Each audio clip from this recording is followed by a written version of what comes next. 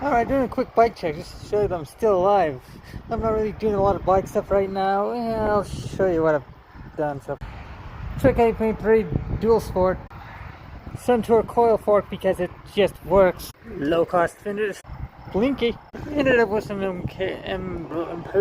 MKS touring pedals. Because they're cool. Cloud9 saddle. Cheerins. Yes, I think I'm hilarious.